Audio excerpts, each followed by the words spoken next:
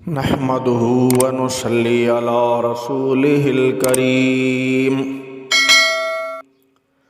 أما بعد فأعوذ بالله من الشيطان الرجيم بسم الله الرحمن الرحيم وما ينطق عن الهوى إن هو إلا وحي يوحى صدق الله العلي العظيم.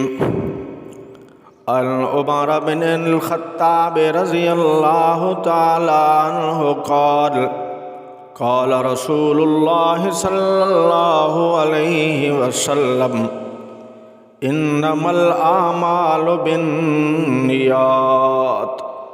وانما لامرئ ما نوى فمن كانت هجرته الى الله ورسوله فهجرته الى الله ورسوله ومن كانت هجرته الى دنيا يصيبها أو امرأة يتزوجها فهجرته إلى ما هاجر إليه أو كما قال النبي صلى الله عليه وسلم متفق علیہ.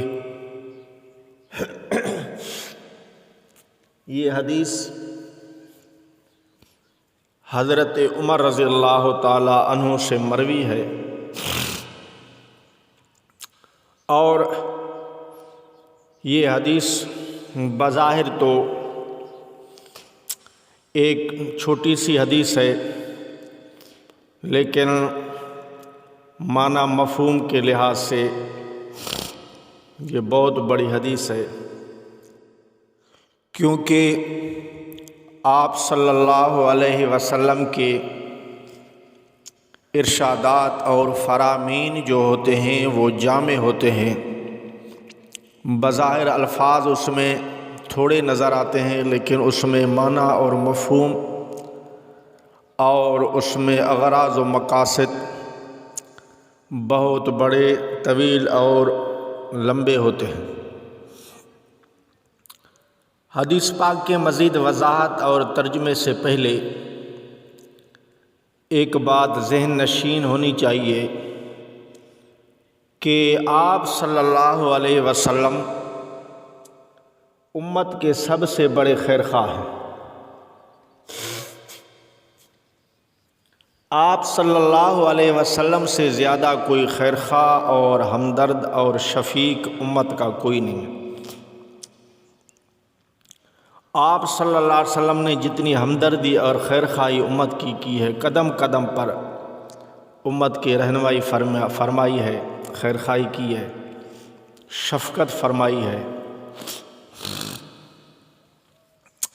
ایسا کوئی مثال اور کوئی پیش نہیں کر سکتا. اللہ رب العالمین نے اس بات کو قرآن پاک کے اندر بھی کافی مقامات پر بیان فرمایا ہے، جیسا کہ سورہ توبہ کے آخر میں اللہ رب العالمین فرماتے ہیں لَقَدْ جَاءَكُمْ رَسُولٌ مِّنْ أَنفُسِكُمْ عَزِيزٌ عَلَيْهِ مَا عَنِتُّمْ حَرِيصٌ عَلَيْكُمْ بِالْمُؤْمِنِينَ رَءُوفٌ رَحِيمٌ. اس کا خلاصہ یہ ہے کہ آپ صلی اللہ علیہ وسلم امت کی تکلیف کو برداشت نہیں کر سکتے. امت کی تکلیف آپ صلی اللہ علیہ وسلم کے اوپر بہت گراں گزرتی ہے، اور آپ صلی اللہ علیہ وسلم مومنین کے اوپر رؤوف ہیں، رحیم ہیں، مہربان ہیں. تو اس سے اندازہ لگایا جا سکتا ہے کہ آپ صلی اللہ علیہ وسلم کتنے شفیق ہیں. ایک دوسرے مقام پر اللہ رب العالمین ارشاد فرماتے ہیں وَمَا أَرْسَلْنَاكَ إِلَّا رَحْمَةً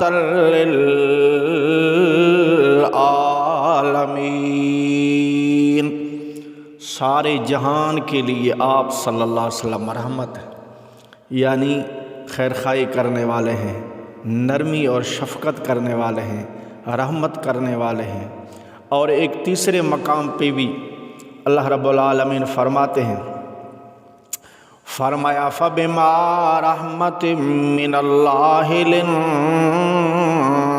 لَهُمْ، آپ علیہ السلام کی طبیعت میں اللہ رب العالمین نے نرم بنائی ہے، یعنی طبعاً آپ نرم ہیں، نرم مزاجی سے پیش آنے والے، نرم مزاجی سے بات کرنے والے، نرم مزاجی سے سمجھانے والے، تو یہ آپ صلی اللہ علیہ وسلم کی خصوصیات ہیں جو دلالت کر رہی ہیں کہ آپ صلی اللہ علیہ وسلم کتنے شفیق اور مہربان ہیں۔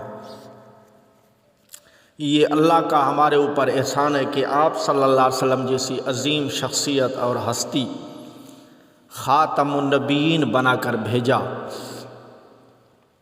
اور انسان کی کامیابی اسی کے اوپر ہے کہ آپ صلی اللہ علیہ وسلم کے ارشادات کے مطابق اپنی زندگی گزارے۔ اب یہ بھی حدیث جو میں نے پڑھی ہے، اس میں بھی آپ صلی اللہ علیہ وسلم نے امت کی کتنی رہنمائی فرمائی ہے کہ اگر اس کو اچھی طرح آدمی دیکھے اور سمجھے تو اس حدیث کے اندر بہت بڑی خیرخواہی اور گویا کہ ہمدردی ہے، شفقت ہے امت کے لیے، کیونکہ آپ صلی اللہ علیہ وسلم چھوٹی سی چھوٹی بات بھی امت کو سمجھائی ہے، امت کی رہنمائی فرمائی ہے، تاکہ وہ غلط طریقے سے، غلط باتوں سے، غلط اعمال سے بچ کر صحیح اعمال پر وہ اپنی زندگی گزارے اور اللہ کے ہاں وہ محبوب بن کر قیامت کے میدان میں پیش ہو۔ اب یہ حدیث پاک کے الفاظ پر اگر تھوڑی توجہ دی جائے تو حدیث پاک کی شروع میں الفاظ ہیں قال رسول اللہ صلی اللہ علیہ وسلم، حضرت عمر راوی ہیں۔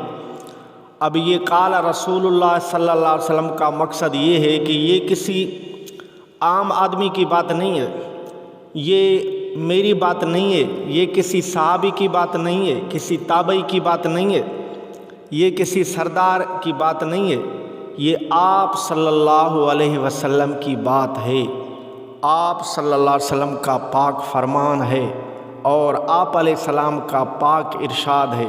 اس لیے قال رسول اللہ صلی اللہ علیہ وسلم شروع میں اس طرف اشارہ ہے کہ یہ آپ علیہ السلام کی صحیح حدیث ہے اور آپ علیہ السلام کی بات ہے۔ آگے انما الاعمال بالنیات، آپ علیہ السلام فرماتے ہیں کہ بے شک اعمال کا مدار جو ہے وہ نیتوں پر ہے۔ یہ بہت بڑی بات ہے اس کے اندر، لیکن تھوڑا اختصار سے اس کو بیان کیا جا رہا ہے کیونکہ اس میں مزید بہت اس میں وضاحت ہے، تشریح ہے۔ اس کا ایک مقصد تو یہ ہے کہ انما الاعمال بالنیات، یعنی اعمال کا مدار نیتوں پر ہے، یعنی انسان جو بھی عمل کرے اس عمل کے اندر اس کی نیت کو دیکھا جائے گا کہ وہ کس نیت سے یہ عمل کر رہا ہے۔ آیا اللہ کی رضا کے لیے، یعنی اس کی نیت صحیح ہے، مقصد یہ ہے کہ اللہ راضی ہو، یا اس کی نیت جو ہے نا اللہ کی رضا نہیں ہے، کوئی اور نیت سے وہ کام کر رہا ہے، یعنی اعمال تو کر رہا ہے، اعمال سے مراد جو ہے نماز ہے، روزہ ہے، زکوٰۃ ہے، حج ہے، خیرات ہے، نوافل ہے، صدقہ ہے، کسی سے ہمدردی ہے، تعاون ہے، یہ سارے اعمال ہیں۔ یہاں اعمال فرمایا ہے، افعال نہیں فرمایا، کیونکہ اعمال قرآن کریم کے اندر بھی اعمال کا ذکر ہے، عمل، ان الذین آمنوا وعملوا الصالحات، اور یہاں بھی اس لیے اعمال ذکر کیا گیا ہے کہ اعمال کا تعلق جو ہے وہ انسان کے ظاہر سے ہوتا ہے، یعنی جوارح سے، اعمال کا تعلق ظاہر سے ہے اور نیت کا تعلق باطن سے۔ تو یہاں گویا کہ اعمال سے مراد علماء نے لکھا ہے کہ یہاں اسلام ہے، اور نیت سے مراد جو ہے وہ ایمان ہے، کیونکہ اسلام ظاہری کو کہتے ہیں اور ایمان جو ہے وہ باطنی کو کہتے ہیں، کیونکہ ایمان کا تعلق جو ہے وہ عقیدے سے ہے، دل سے ہے، اور وہ دل کی بات کو تو اللہ ہی جانتا ہے، کیونکہ انہ علیم بذات الصدور، اللہ کی ذات ہے۔ ہم جو مکلف ہیں ہم ظاہر کے مکلف ہیں، باطن کے مکلف ہم نہیں ہیں۔ باطن کو تو اللہ ہی جانتا ہے۔ ایک آدمی ظاہری طرح تو وہ کلمہ پڑھتا ہے، نماز بھی پڑھتا ہے، اور اسلام کے خلاف بھی کوئی ظاہری عمل اس کا نہیں ہے، لیکن اس کے باطن جو ہے نا وہ خراب ہے، تو ہم اس کا باطن کا معاملہ تو اللہ کے ہاں ہے، اس لیے اس پر اسلام کے احکامات لگائے جائیں گے، اس کو مسلمان کہا جائے گا۔ ظاہری کوئی اسلام کے خلاف اس میں کوئی ایسا عمل نہ ہو جو اسلام کے مخالف ہو یا منافی ہو۔ تو اسلام جو ہے وہ ظاہر پر ہے اور ایمان جو ہے وہ باطن کا نام ہے۔ تو یہاں گویا کہ انما الاعمال بالنیات، آپ صلی اللہ علیہ وسلم نے اسلام اور ایمان دونوں کو ان دو چھوٹے لفظوں میں بیان فرما دیا ہے۔ اسلام کیا ہے؟ جیسے نماز ہے، روزہ ہے، زکوٰۃ ہے، حج، یعنی ظاہری اعمال کا نام اسلام ہے، اور باطنی یعنی عقیدے کا نام وہ ایمان ہے، کیونکہ ایمان کا تعلق جو ہے وہ باطن سے ہے، دل سے ہے۔ اب اس کو تو اللہ ہی جانتا ہے۔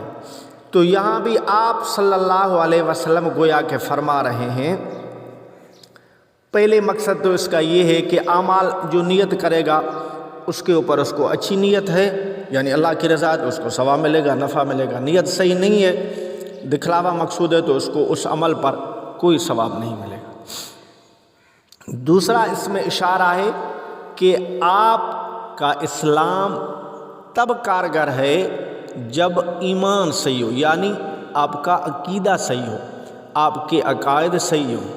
آپ کا ظاہر تب صحیح ہے جب آپ کا باطن صحیح ہو۔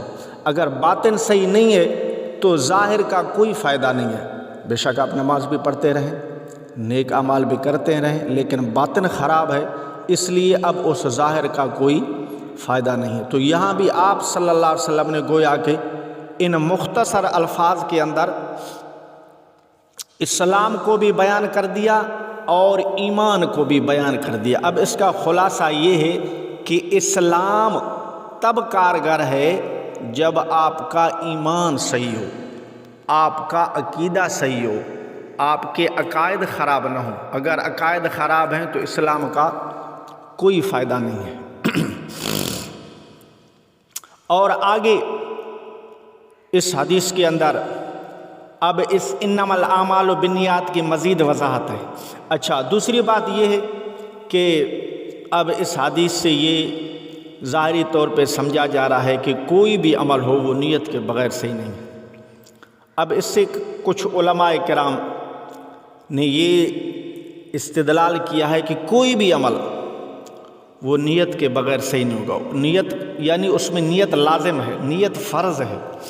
نیت کے بغیر کوئی بھی عمل ہو، چاہے فرض ہو چاہے سنت ہو، کوئی بھی عمل ہو وہ نیت کے بغیر صحیح نہیں ہوگا۔ ان کا دلیل اور استدلال یہ حدیث پاک ہے۔ لیکن احناف فرماتے ہیں کہ یہاں نیت سے مراد وہ اعمال ہیں جو مقصودی ہیں، غیر مقصودی اعمال جو ہیں ان کے لیے نیت ضروری نہیں، کیونکہ وہ خود ہی مقصود نہیں ہے، غیر مقصود ہے، اور کسی اور کے لیے ان کو جو ہے وہ کیا جاتا ہے، مقصد کوئی اور عمل ہوتا ہے، اس لیے وہ مقصودی اعمال جو ہیں وہ ان کے لیے نیت ضروری ہے، غیر مقصودی اعمال کے لیے نیت ضروری اور فرض نہیں ہے۔ اس کی مثال مختصر یوں سمجھیں، جیسے نماز ہے، ابھی یہ مقصودی ہے، اور اس نماز کے لیے وضو یہ غیر مقصودی ہے، کیونکہ اصل مقصد وضو کا تو کوئی مقصد نہیں ہے۔ وضو کا مقصد ہے پاکائی حاصل کرنا اور اس پاکائی سے نماز ادا کرنا، جو مقصودی ہے، فرض ہے، ضروری ہے۔ تو نماز کے لیے تو نیت فرض ہے، وضو کے لیے نیت فرض نہیں ہے، کیونکہ وضو جو ہے وہ غیر مقصودی ہے۔ اسی طرح جو بھی اعمال ہیں جو مقصودی ہیں وہاں نیت فرض ہے، نیت کے بغیر وہ عمل کارگر نہیں ہوگا، اور جو غیر مقصودی ہے وہاں نیت فرض نہیں ہے، ضروری نہیں ہے، سنت ہے۔ ان کی دلیل جو ہے یہ حدیث پاک ہے۔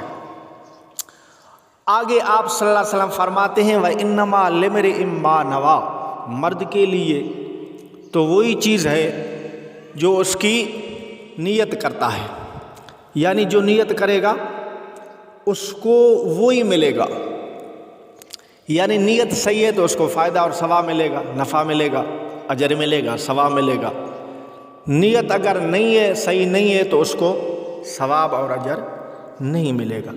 یہاں عمران کا لفظ ہے یعنی مرد، تو یہاں مرد کے ساتھ عورت بھی ہے، لیکن عورت چونکہ مرد کے تابع ہے اس لیے صرف یہاں لِامْرِئٍ مَّا نَوَىٰ، لِامْرِئٍ یعنی مرد کے اوپر اکتفا کیا ہے۔ جیسے قرآن پاک کے اندر یا ایھا الذین آمنوا احکامات کے اندر عورتیں بھی ہیں، لیکن صرف مرد کو خطاب کر کے اور عورت کو اس کے تابع بنایا گیا ہے۔ تو یہاں آپ صلی اللہ علیہ وسلم کے فرمان مبارک کا یہ مقصد ہے کہ یعنی مرد کے لیے تو وہ چیز ہے جس کی وہ نیت کرے، یعنی نیت اگر اس کی صحیح ہے تو اس کو ثواب ملے گا، اگر نیت غلط ہے تو اس کو ثواب نہیں ملے گا، یعنی نیت کے مطابق اس کو صلہ ملے گا۔ نیت صحیح ہے تو اس کو نفع، ثواب اور اجر ملے گا، نیت غلط ہے تو اس کو کوئی ثواب اور اجر نہیں ملے گا، الٹا وہ گنہگار ہوگا، یعنی دکھلاوے کی نیت نہ ہو۔ اب اس کو مزید وضاحت کرنے کے لیے آپ صلی اللہ علیہ وسلم نے اس کو مثال سے گویا کہ سمجھا ہے۔ اب یہاں مثال تو ہجرت کی ہے، بات ہجرت کی ہے، لیکن یہ حدیث عام ہے۔ ہجرت کا ذکر اس لیے ہے کیونکہ اس وقت ہجرت اہم اور ضروری تھا، فرض تھا۔ ہجرت کرنا گویا کہ ایمان کی علامت سمجھا جا رہا تھا، اس لیے آپ صلی اللہ علیہ وسلم نے یہاں ذکر ہجرت کا فرمایا ہے، لیکن یہ حدیث عام ہے، یعنی ہر چیز میں جو ہے نا وہ اس کا اعتبار کیا جائے گا۔ تو آپ صلی اللہ علیہ وسلم فرماتے ہیں فَمَنْ كَانَتْ هِجْرَتُهُ إِلَى اللَّهِ وَرَسُولِهِ فَهِجْرَتُهُ إِلَى اللَّهِ وَرَسُولِهِ۔ اس حدیث کا دوسرا جو جملہ ہے وہ پہلے کی تاکید کے لیے ہے، صرف اصل مقصد جو ہے نا وہ پہلا جملہ ہے۔ تو پہلے جملے کا مقصد کیا ہے کہ جو ہجرت اللہ اور رسول کی طرف کرتا ہے، یعنی نیت ہجرت تو کرا لیکن نیت صرف اللہ اور رسول کی رضا ہے۔ تو آپ صلی اللہ علیہ وسلم نے فرمایا تھا فَهِجْرَتُهُ إِلَى اللَّهِ وَرَسُولِهِ، پھر اس کی ہجرت اللہ اور اللہ کے رسول ہی کی طرف ہے۔ إِلَى اللَّهِ وَرَسُولِهِ اس میں اشارہ ہے کہ انسان کے اعمال کا مقصد جو ہے نا وہ اصل مقصد جو ہے نا وہ اللہ اور اللہ کے رسول کی اتباع ہے، یعنی اصل مقصد جو ہے نا وہ اللہ اور رسول کی اتباع ہے۔ جیسے قرآن کریم کے اندر اللہ رب العالمین فرماتے ہیں یا ایھا الذین آمنوا اطیعوا اللہ واطیعوا الرسول۔ دوسرے مقام پر اللہ فرماتے ہیں قل اطیعوا اللہ واطیعوا الرسول، یعنی آپ صلی اللہ علیہ وسلم فرما دیں کہ اللہ اور اللہ کے رسول کی اطاعت کریں۔ الی اللہ و رسول ہی میں اسی کی طرف اشارہ ہے کہ یعنی انسان کے لیے، مسلمان کے لیے اصل جو ہے نا وہ تو اللہ اور اللہ کے رسول کی اطاعت ہے۔ اللہ اور اللہ کے رسول کی اطاعت میں ہی اس نے عمل کرنا ہے اور زندگی گزارنا ہے۔ تو آپ صلی اللہ علیہ وسلم نے یہاں ہجرت کا ذکر کیا ہے کیونکہ اس وقت ہجرت ضروری اور اہم تھی، اور ہجرت پر بہت بڑا ثواب اللہ رب العالمین نے بیان فرمایا ہے۔ جیسے قرآن کریم کے اندر اللہ رب العالمین فرماتے ہیں الذین آمنوا وہاجروا وجاہدوا فی سبیل اللہ باموالہم وانفسہم اعظم درجۃ عند اللہ وَأُولَئِكَ هُمُ الْفَائِزُونَ۔ حافظون۔ ہجرت کرنے والوں کے لیے بہت بڑا ثواب ہے۔